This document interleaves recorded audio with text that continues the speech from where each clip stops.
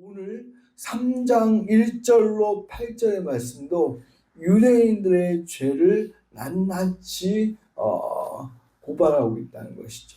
가만히 보면 이방인들, 이때 당시에 이방인들은 유대인이 아닌 모든 백성들을 말하는데, 이방인들을 지칭할 때는 하나님을 믿지 않는 백성들을 또 대표적으로 비유를 합니다. 근데 하나님을 믿지 않는 이방인들, 죄인들의 죄를 언급할 때는 간단하게 말했단 말이죠. 1장 18절에서 32절. 그리고 나서는 유대인들의 죄를 계속 소위 말해서 바울이 지적하고 있다는 것이죠. 아니, 죄는 이방인들이 더 많이 지었을 텐데 왜 유대인들, 하나님을 믿는 자들을 더 지적하고 정죄하고 있을까? 그것은 이유가 딱 하나예요. 이방인들, 죄인들, 하나님 믿지 않는 그 악한 이들은 원래 악하니까. 원래 악하니까 악한 대로 징벌을 받을 거야 라고 간단하게 언급해놓고, 유대인들은 하나님을 믿는 사람인데도 불구하고 하나님의 율법을 가지고 하나님을 믿는 사람임에도 불구하고 계속 죄를 범하고 있다는 것이죠. 그들은 하나님을 잘 믿는다고 생각하고 있는데 아니야. 그거를 계속 지적하고 있다는 것이죠. 그래서 하나님을 믿는 사람들의 죄가 더욱 심각하다는 것이. 그러니까 이 세상 밖에 있는 사람들이 죄를 범하는 것보다 우리 교회 안에서 죄를 범하는 사람들이 그 죄가 더 크다는 것을 우리가 알아야 된다는 것이에요. 믿지 않는 사람들은 우상숭배도 하고 또 훔치고 또 사기도 치고 그런 죄들을 막 밥 먹듯이 하잖아요. 우리는 이것밖에 죄를 범하지 않는데 아니라는 것이죠.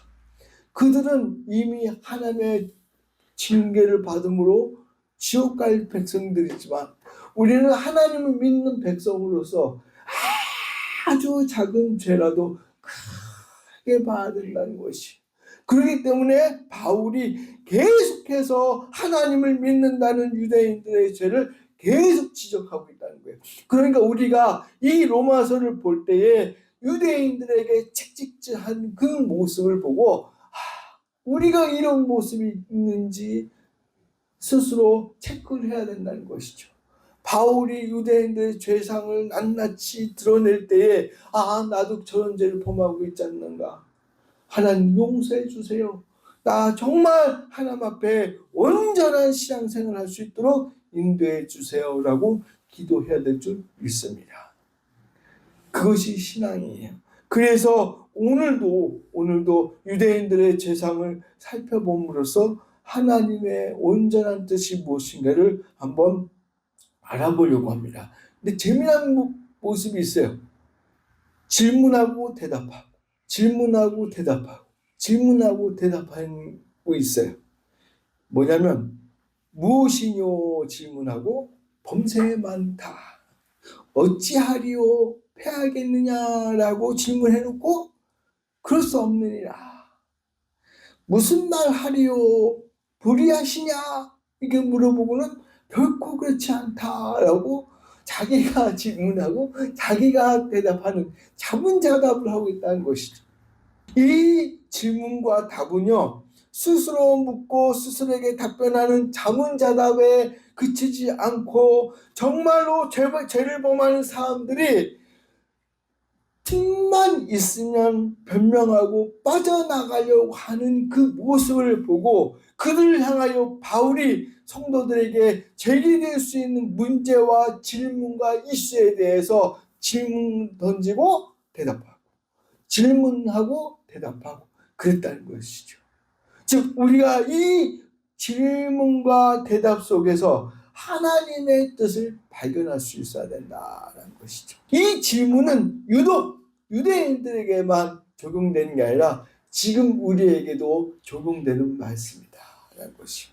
그래서 이 세 가지의 질문과 답변을 보고 우리가 생각하고 있는 악한 세상 사람들이 생각하는 그런 질문들과 하나님이 제시하고 있는 답변이 무엇인가를 한번 알아보려고 한다는 것이죠. 첫 번째 질문은 뭐냐면 율법이 무슨 유익인가라고 질문하고 답변하고 있다는 것이죠. 그런즉 유대인의 나음이 무엇이며 할례의 유익이 무엇이냐. 범사에 많으니 첫째는 저희가 하나님의 말씀을 받았습니다. 하도 유대인들이 잘못 사다 보니까 그 율법이 뭐가 필요하냐. 그렇다면 그러면 할례가 왜 필요하냐. 그러면 율법과 할례를 다 폐지하지. 그냥 은혜 속에 우리가 하나님을 믿으면 되지 않느냐라고 말하고 있다라는 것이. 그러고 보면 지금 이 시대에 많은 목회자들이 율법을 강조하고 할례를 강조하고 구약을 강조하면 저 사람 율법주의자 아니야? 이렇게 말하는 사람이 많다는 것이죠. 그런 사람들을 두고 말하는 거예요. 두고. 가만히 생각하면 맞아요. 왜? 율법을 가지고 있으니까 더 죄를 짓더라. 믿지 않는 사람들이 또 율법이 없는 사람의 은혜 받고 또 그 은혜 받은 걸로 교회 충성하고 하는 게 더 낫지. 율법을 가지고 막 하는 것보다 율법이 없는 게 더 낫네. 맞아. 이렇게 말을 한다는 것이죠. 그러나 그 질문에 바울은 하나님의 말씀에 로마서 3장 2절에 아니다. 범사에 많다라고. 율법을 가지고 있는 유대인들에게 그 유익이 많다라는 것이야. 많다라는 것이. 그 이유는 3장 2절에 나옵니다. 하나님의 말씀을 맡았기 때문에 그렇다라는 것이. 하나님의 말씀. 생각해 보세요. 하나님께서 유대인들에게 율법을 주실 때에 유대인들만 있었던 게 아니잖아요. 수많은 나라가 있었어요. 엄청난 나라가 많았습니다. 그런데 유독 아브라함의 자손인 이스라엘 백성들에게 율법을 딱 주셨다는 것이죠. 그것은 어마어마한 은혜예요. 은혜. 수많은 백성들 중에 이스라엘 백성을 딱 찍어갖고 하나님의 율법을 주셨다는 것이죠. 그것은 하나님께서 이스라엘 백성들에게 율법을 맡아달라고 요청하신 것이란 말이에요. 그렇기 때문에 그 유익이 정말로 크다라고 말씀하고 있다는 것이에요. 그래서 하나님께서 주신 율법에 나오는 제사, 성막, 절기, 성전, 기타 등등 많은 율법들은 오실 메시아이신 예수 그리스도를 예표하기 때문에 정말로 이스라엘 백성들을 통해서 오실 메시아를 볼 수 있도록 수많은 나라에게 본으로 삼아 주셨다는 것이죠. 이스라엘 백성들의 그 행동과 순종과 그 기도하는 태도를 보고 많은 나라들이 본으로 삼고 하나님 믿게 했다는 것이죠. 그런 차원에서 복이요 은혜라는 것이에요. 믿으시길 바랍니다. 그러니까 율법을 맡은 자로서 축복이라는 것이에요. 그러나 유대인들은 이 율법을 선물로 받았음에도 불구하고 죄를 범했다는 것이. 그게 문제라는 것이지 율법이 잘못됐다는 것이 아니라는 것이에요. 근데 오늘 보니까 첫째는 저희가 하나님의 말씀을 맡았습니다라고 서두에 첫째는 이라고 표현하고 있다는 것이죠. 그건 뭐냐면 이 말씀을 하신 이유는 첫째는 너희가 맡아라. 그 다음은 누구냐? 이방인들이다 라는 말씀이에요. 그러니까 이 백성들이 정말 율법을 주심에 감사드리면서 하나님의 말씀을 잘 섬기고 제사도 잘 드리고 안식일도 잘 지키면서 이방인들에게 하나님은 이런 분이야. 하나님께 영광을 돌려야 돼. 너희도 들어와야 돼 라고 전도를 했어야 되는데 그러지 않았다는 것이죠. 유대인들은 자기들은 선민이니까 너희들은 이방인들이야. 너희는 죄인들이야. 너희들은 버림받은 나라야. 백성들이야. 그렇게 취급해버리고 자기들만 하나님의 율법을 가진 자로서 선민이다 생각하고 많은 백성들을 죄인 취급했다는 것입니다. 그것이 잘못이었지 하나님의 율법이 잘못됐다는 것이 아니다라고 말씀하고 있다는 것이. 이렇게 보면은 선물로 율법을 주신 하나님이 잘못한 겁니까? 이를 바르게 이해하지 못하고 죄를 범한 유대인들이 잘못한 겁니까? 우리가 생각할 줄 알아야 돼요. 그래서 나가서 이야기하다 보면 율법 필요 없는 거야. 할례 필요 없는 거야. 이렇게 이야기하는 사람은요. 근본적으로 따져보면 하나님이 잘못된 거라고 이야기한 거하고 똑같다는 것이. 그걸 우리가 잘 알아야 돼요. 하나님이 율법을 주신 이유가 뭐야? 그 속에서 하나님의 말씀대로 순종하면서 하나님의 축복을 받아 누리라는 것이잖아요. 그거를 잘 누리지 못함으로 말미암아 죄를 지은 것이 잘못한 것이지 하나님이 잘못이 아니라는 것이. 예를 들면 아담이 선악과를 따 먹어버렸잖아요. 그래서 죄가 이 땅에 내려왔는데 많은 노란거리, 지금도 노란거리잖아요. 왜 하나님은 사탄을 만들어서, 왜 뱀을 만들어서 선악과를 따먹게 했느냐? 그럼 하나님이 잘못한 겁니까? 선악과를 따먹은 아담이 잘못한 거지. 하나님이 이 세상을 만드시고 에덴이라는 동산을 만드시고 그 안에서 마음껏 즐기라고 해주신 그 하나님이 잘못이라는 말이에요. 아니지 않습니까? 우리는 그 판단을 잘 해야 될 줄 믿습니다. 죄를 범한 게 잘못한 것이지 은혜 주시려고 축복해 주시려고 복을 주신 하나님이 잘못이 아니라는 사실을 우리가 알아야 돼요. 그래서 율법 폐기론자들, 율법 하면은 막 머리가 아프다고 그러고 막 그런 사람들 우리가 바르게 지적해 줄 줄 알아야 된다는 거예요. 혹시라도 제가 그런 생각도 해봤어요. 율법 해갖고 막 말씀대로 막 지키려고 노력하는데 옆에서 너 율법주의자야 라고 할 정도로 그렇게 율법을, 이 성경 말씀을 잘 지켜봤으면 좋겠어요. 정말 너 율법주의자 그래? 그래봤으면 좋겠어요. 왜냐? 사람들은요 죄를 지으려고 하는 게 너무 강하기 때문에 말씀을 지키려고 하지 않기 때문에 그렇다는 것이죠. 여러분들 한번 말씀을 있는 그대로 다 지키면서 율법주의자라고 한번 그런 핀잔을 한번 받아야 된다는 거예요. 그 정도가 돼야 하나님의 말씀을 좀 지키고 있구나라고 우리가 인정할 수도 있다는 것이죠. 지키지도 않으면서 순종도 안 하면서 율법주의가 뭐 더 저렇고 그거는 틀린 말이다라는 것을 우리가 알아야 돼요. 두 번째는 3절 4절 말씀, 참 어려운 말씀인데 여기 보면 사람의 죄로 하나님께 영향을 미치냐라고 질문합니다. 어떤 자들이 믿지 아니하였으면 어찌하리요? 그 믿지 아니함이 하나님의 미쁘심을 패하겠느냐? 그럴 수 없느니라. 사람은 다 거짓되되 오직 하나님은 참되시다 할지어다. 기록된 바 주께서 주의 말씀에 의롭다함을 얻으시고 판단받으실 때에 이기려 하심이라 함과 같으니라. 여기에서 어떤 자들이 믿지 아니하였으면 어찌하리요? 이 말은요 참 이해가 오락가락할 수 있는데 어떤 자들이라는 것은 유대인들이라는 것이 유대인들. 이거 잘 이해를 해야 돼요.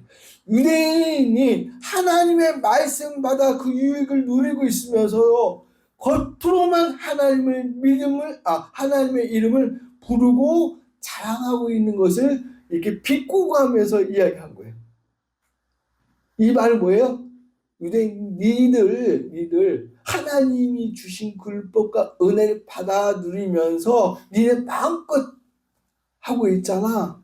그러면서 하나님의 이름을 부르고 있지 않느냐? 그 얘기예요.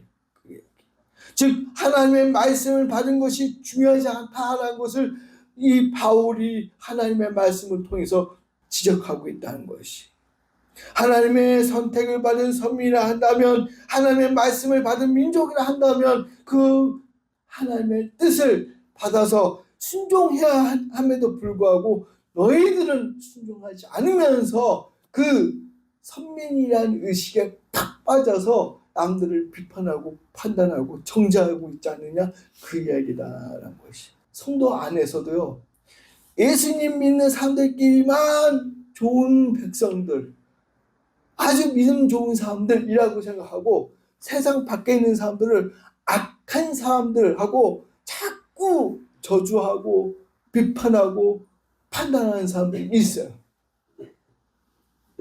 그런 사람이 어디 있어요? 아니요, 제가 만난 사람들이 정말 많아요. 그리고 여기 보면 3절에 보면은 그 믿지 아니함이 하나님의 미쁘심을 패하겠뇨라고 합니다. 믿지 아니함이, 자기들은 믿지 않으면서도 하나님의 백성이라고 우기고 하나님의 영광을 패하려고 하는데, 하나님이 너희들이 그러고 나의 영광을 패할 수 있느냐라고 강하게 질책하고 있다는 사실이에요. 혹시라도 우리가 하나님을 믿는 백성이라고 생각하면서 믿지 않는 세상을 향하여 이런 생각들을 갖고 있습니까? 고쳐야 된다는 것이요. 고쳐야 돼요. 그들이 왜 교회를 욕하고 하나님을 욕하고 그럽니까? 엄밀히 말하면 우리들의 책임이라는 것이죠. 우리가 세상에 나아가 빛과 소금의 역할을 하지 못하기 때문에 하나님의 이름이 덮여지고 하나님의 영광이 가리워지고 있다는 사실을 우리가 알아야 된다는 것이, 정말로 하나님 앞에 부끄러움 없는 성도들이 다 될 수 있기를 주님의 이름으로 축원드립니다. 세 번째입니다. 5절에서 6절을 보면은 죄를 범해도 괜찮지 않느냐라는 말을 합니다. 참 무서운 말이에요.